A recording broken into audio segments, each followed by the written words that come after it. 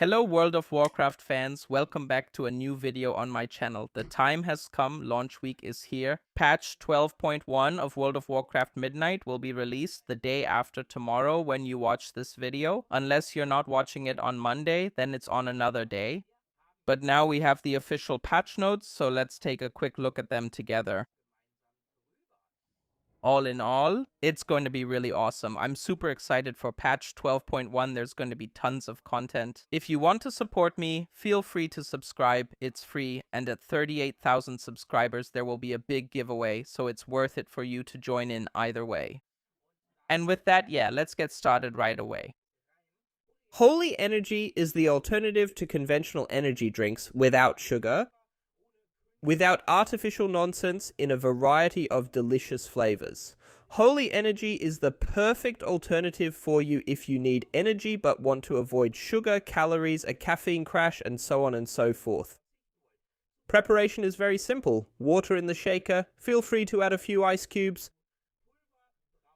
add the powder, give it a quick shake, and your delicious on-the-go energy drink is ready. But if you say, I don't want to consume too much caffeine, Holy also has iced tea.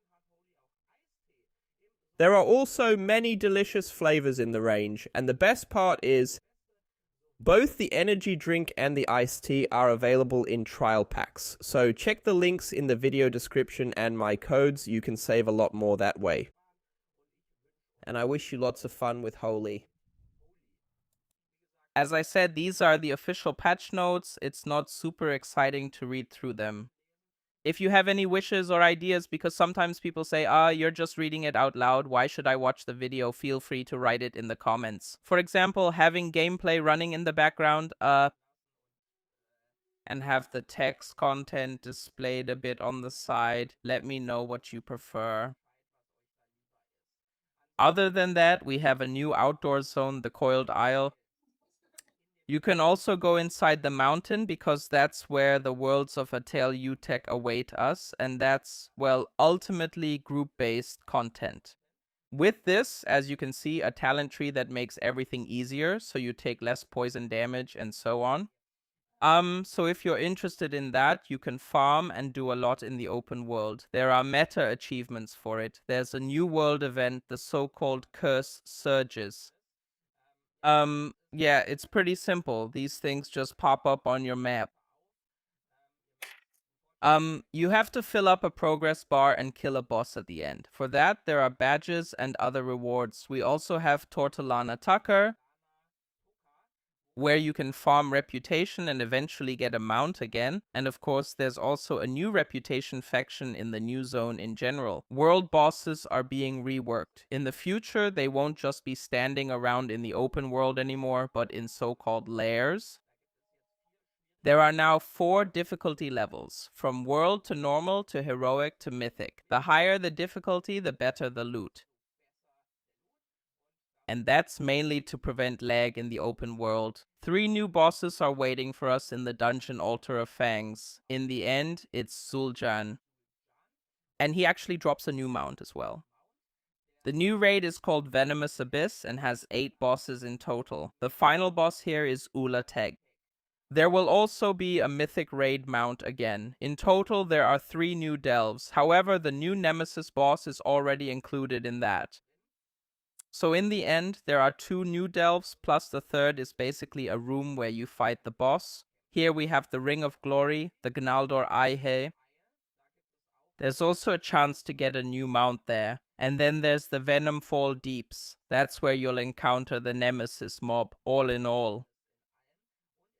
And in the existing delves, as you can see here, new mobs appear, and poison variants and snakes and all that, so this poison snake theme plays a big role in this patch. Midnight Season 2 is starting. These are the 2 new keystone mounts. The one on the left is for 2k rating, the one on the right is for 3k. The new rotation consists of Altar of Fangs, Murder Row, Den of Nelarek, Blinding Veil, and Void Scar Arena. In addition, there's King's Rest, the Ruby Life Pools, and the Temple of Citralis. There are also new features in the loot hunts. Specifically, there's new loot.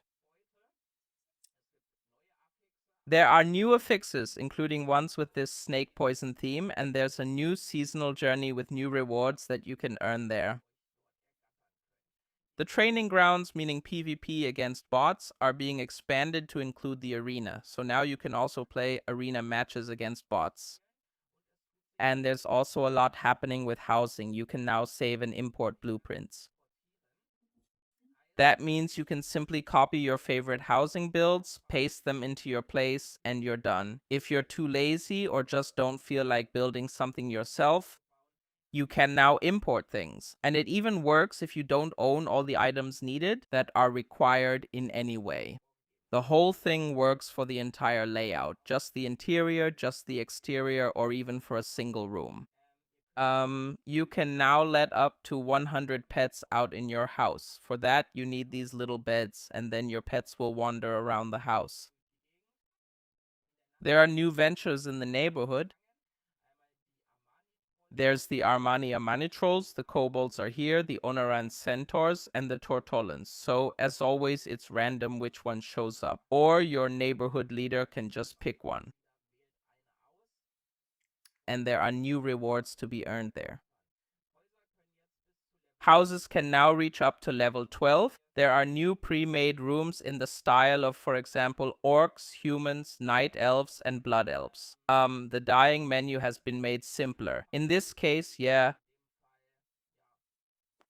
it will no longer be consumed from your bags. And the UI has also been changed a bit. The cooldown manager now has the ability to display health pods, Jesus, and trinkets, and so on. Additionally, you have the option to also set sound cues in some cases, but this mainly works with add-ons. The ping menu has been expanded. You can now ping your health, your mana, individual abilities to let your group know what's going on. You can link your battle.net account with Discord, and if a guild leader or officer has set it up,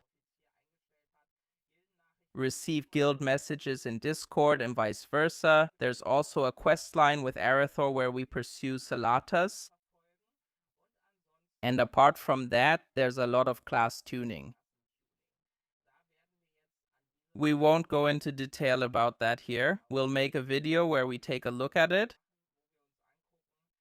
Which class got buffed, which got nerfed, what might have changed in general. But as you can see, there's so much that going into every single change, we'd probably have to make a 3-hour video here. And that would just be too much at this point, so we'll cover that briefly in a separate video.